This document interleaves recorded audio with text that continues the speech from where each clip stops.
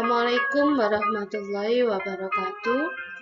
Selamat pagi anak-anak semua. Apa kabar kalian di rumah? Ibu harap kalian dalam keadaan sehat walafiat.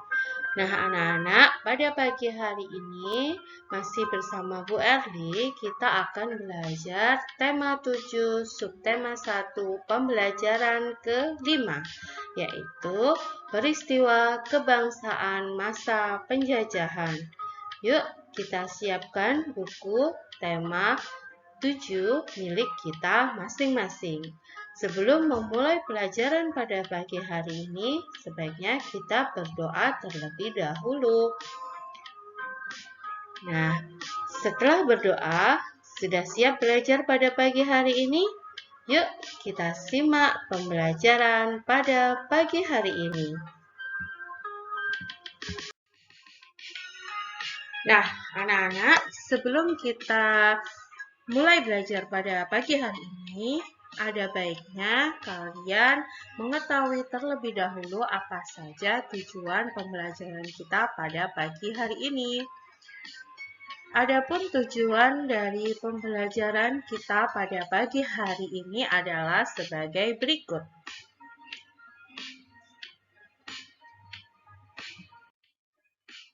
Nah, anak-anak, pada halaman 59, kalian sudah disediakan sebuah bacaan yang berjudul Dampak Peristiwa Sumpah Pemuda 1928. Yuk sejenak kita baca terlebih dahulu bacaan yang ada di buku kalian halaman 59.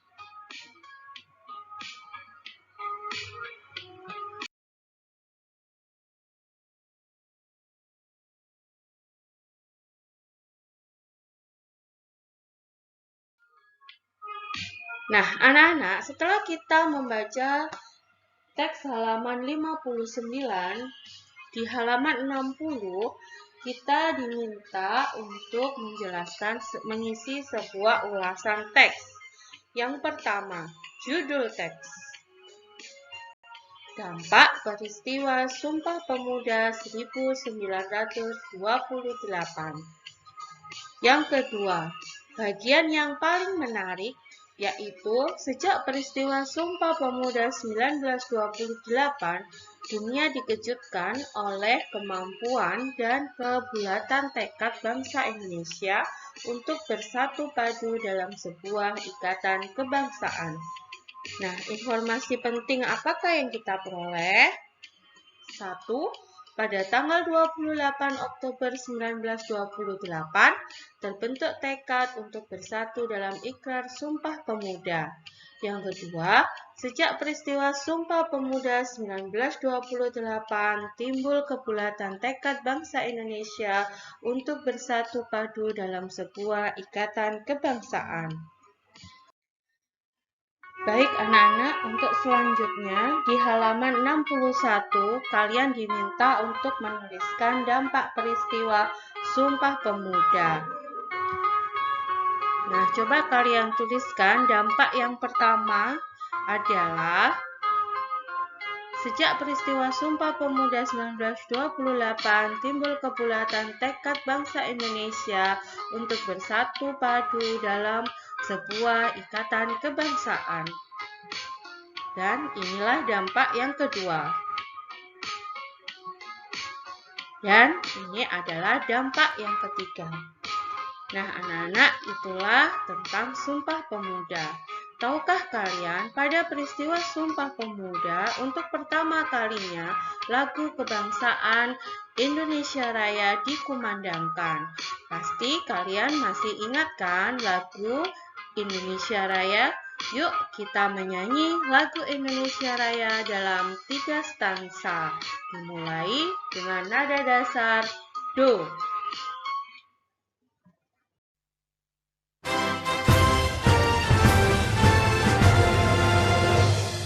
Indonesia, tanah airku, tanah tumpah darahku.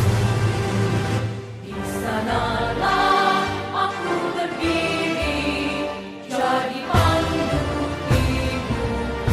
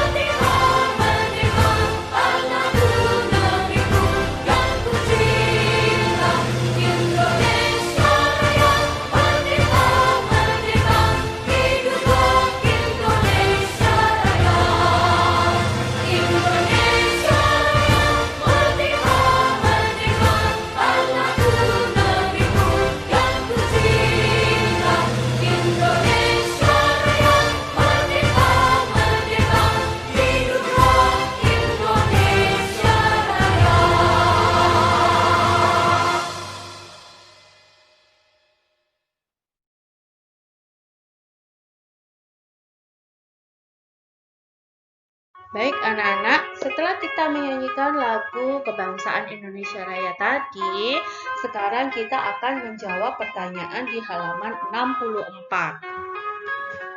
Coba dilihat di halaman 64. Apa yang kamu rasakan saat menyanyikan lagu Kebangsaan Indonesia Raya? Terharu dan bangga. Yang kedua, bagaimana nada dan tempo lagu Indonesia Raya? Jelaskan. Nada dimulai dari Do sama dengan G dan temponya adalah 4/4 mars atau dinyanyikan secara tegas. Yang ketiga, apakah lirik lagu Indonesia Raya mencerminkan nilai-nilai persatuan dan kesatuan? Bisa kalian jelaskan? Iya, karena terciptanya lagu tersebut dapat membawa persatuan di Indonesia. Nah, untuk poin yang keempat, isi lagu tersebut dengan kata-katamu sendiri ya. Nah, setelah itu kita akan melihat di halaman 65.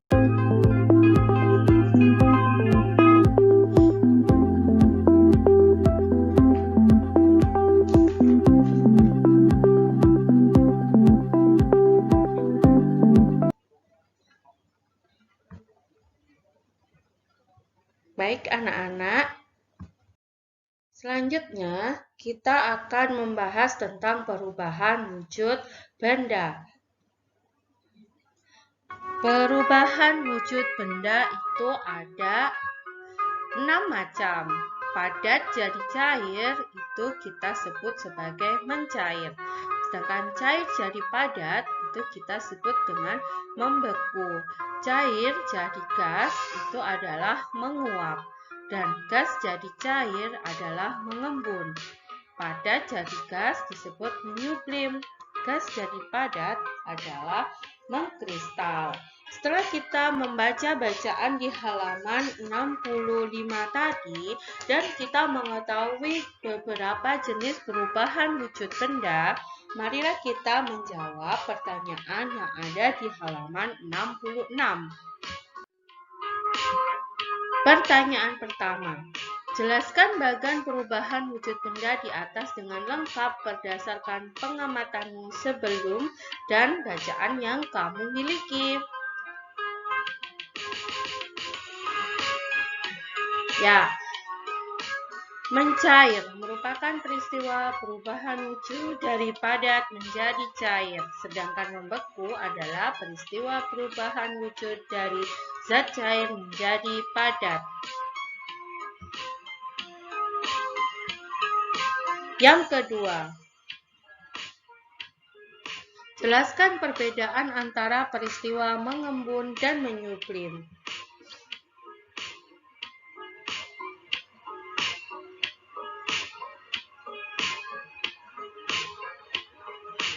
Pertanyaan ketiga. Jelaskan perbedaan antara peristiwa mengembun dan disposisi.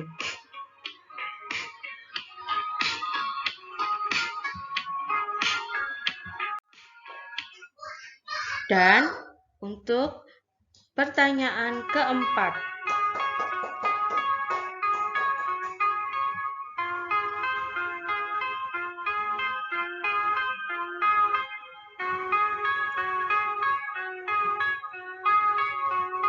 Pertanyaan kelima, apa saja yang menyebabkan terjadinya peristiwa mengembun, menyublim, dan mengkristal?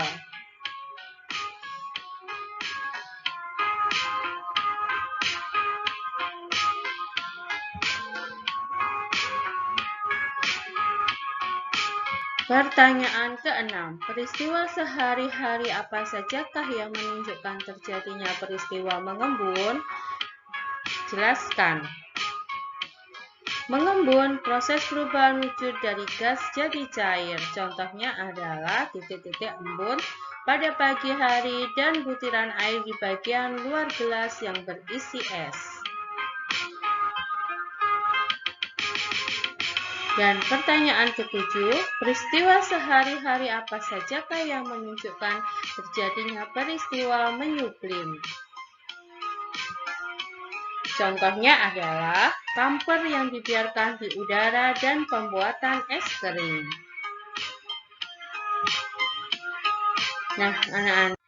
Nah, anak-anak, di akhir pembelajaran kita pada pagi hari ini, kalian diminta untuk melakukan suatu percobaan yang menunjukkan terjadinya peristiwa mengembun dan menyublim. Lakukan percobaan ini bersama orang tua kalian di rumah ya. Percobaan peristiwa mengembun dan menyublim. Ibu akan memberikan satu contoh peristiwa mengembun dan menyublim yang bisa kalian lakukan di rumah. Gambar yang pertama adalah salah satu contoh dari peristiwa mengembun. Titik-titik air yang terdapat pada piring adalah salah satu contoh peristiwa mengembun, yaitu perubahan wujud dari gas menjadi cair. Dan di gambar yang kedua adalah salah satu contoh dari peristiwa menyublim, yaitu perubahan wujud dari padat menjadi gas. Nah, anak-anak, setelah kalian mengamati kedua percobaan tersebut, kalian diharapkan dapat menuliskan 1. Alat dan bahan. 2. Kalian dapat mencatat perubahan wujud yang terjadi pada kedua peristiwa tersebut. Dan yang ketiga, kalian dapat menuliskan hasilnya pada sebuah poster. Baik anak-anak, sekian untuk pembelajaran pada hari ini. Semoga apa yang kita pelajari pada pagi hari ini dapat bermanfaat untuk kita semua. Dan sampai ketemu lagi di episode yang akan datang. Assalamualaikum warahmatullahi wabarakatuh.